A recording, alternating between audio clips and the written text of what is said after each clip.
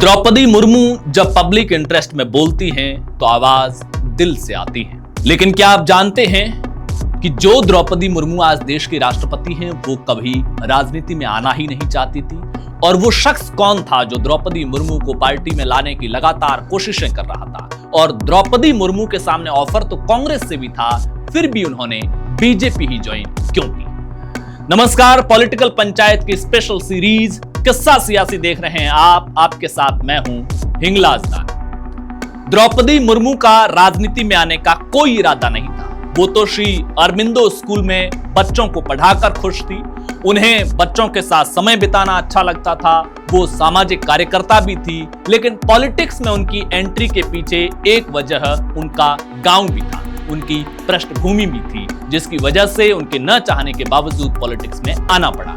दरअसल मुर्मू के पूर्वज गांव के सरदार थे।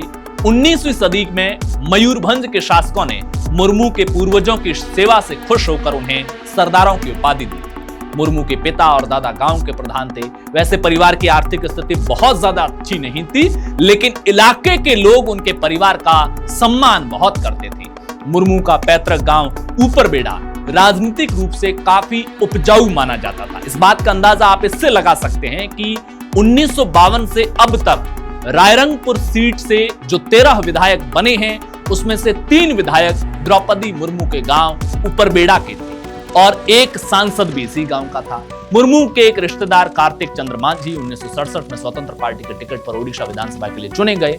समय बीता, साल 1997 आया। इसी साल में बीजेपी की ओर से द्रौपदी मुर्मू को पार्टी में शामिल करने का पहला प्रस्ताव मिला और रायरंगपुर नगरपालिका के वार्ड 2 से चुनाव लड़ने का कहा। लेकिन मुर्मू ने प्रस्ताव को ठुकरा दिया। स्थानीय नेता जब द्रौपदी मुर्मू के बारे को मनाने में कामयाब नहीं हुए तो रायरंगपुर अनुसूचित क्षेत्र परिषद के अध्यक्ष राजकिशोर दास को मुर्मू पार्टी में शामिल कराने की उन्होंने कोशिशें शुरू कर। द्रौपदी मुर्मू को मनाने की कोशिश के पीछे कई वजह। उनके परिवार की मजबूत पृष्ठभूमि, मुर्मू का खुद सामाजिक कार्य में बहुत ज्यादा सक्रिय होना और एक शिक्षक के रूप में भी द्रौपदी मुर्मू तब तक इलाके में काफी लोकप्रिय थी।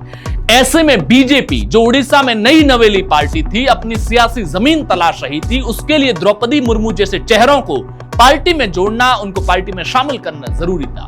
उड़ीसा में उस समय कांग्रेस और झारखंड मुक्ति मोर्चा और फिर इसी साल यानी कि 1997 के दिसंबर में ही बनी बीजू जनता दल नवीन पटनायक के नेतृत्व में एक मजबूत सियासी प्लेयर के रूप में मैदान में थी।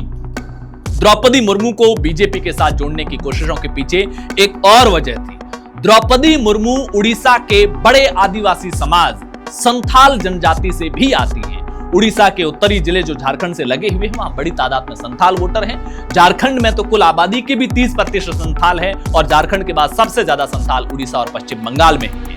उड़ीसा में पहली बार सत्ता में आई बीजेपी ने जिन मोहन मांझी को सीएम बनाया है वो भी संथाल ही है। खैर, बीजेपी ने द्रौपदी मुर्मू को यह भी आश्वासन दिया कि उनकी पार्टी में ज्वाइनिंग सम्मानजनक होगी, लेकिन बात बनी नहीं। हालांकि 2 साल पहले कलिंगा टीवी में डॉक्टर इतिरानी सामंता को दिए इंटरव्यू में द्रौपदी मुर्मू ने बताया था कि उस समय मेरे बच्चे काफी छोटे थे। मुझे लगता था कि राजनीति में बहुत समय देना होता है, जिसके लिए मैं तैयार नहीं थी। मुझे लगता था पॉलिटिक्स आसान नहीं है, खासकर महिलाओं के लिए तो बिल्कुल भी नहीं। समय बीतता गया।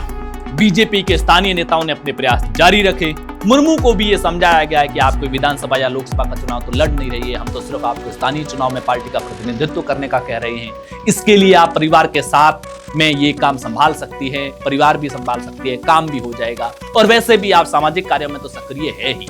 आखिरकार उस समय मयूरभंज समेत 4 जिलों में बीजेपी के प्रभारी मनमोहन सामला को लेकर राजकिशोर दास, जिन्होंने पहले भी प्रयास किया, वो मनमोहन सामला को लेकर फिर से द्रौपदी मुर्मू के घर पहुंचे और ये समझाने की कोशिश की कि आप तो समाज सेवा का काम पहले से ही कर रहे हैं। उन सामाजिक कार्यों के लिए भी राजनीति एक बड़ा मंत्र साबित हो सकती है और अगर आप लगन और धैर्य से पार्टी में काम करती हैं तो यहाँ आपके लिए अनंत संभावनाएं हैं। फिर द्रौपदी मुर्मू के पति को भी समझाया गया और आखिरकार द्रौपदी मुर्मू मान गई। बीजेपी से चुनाव लड़ने के लिए तैयार हुई। लेकिन ऐसा नहीं है कि द्रौपदी मुर्मू को बीजेपी से ही कोई खास प्रेम था।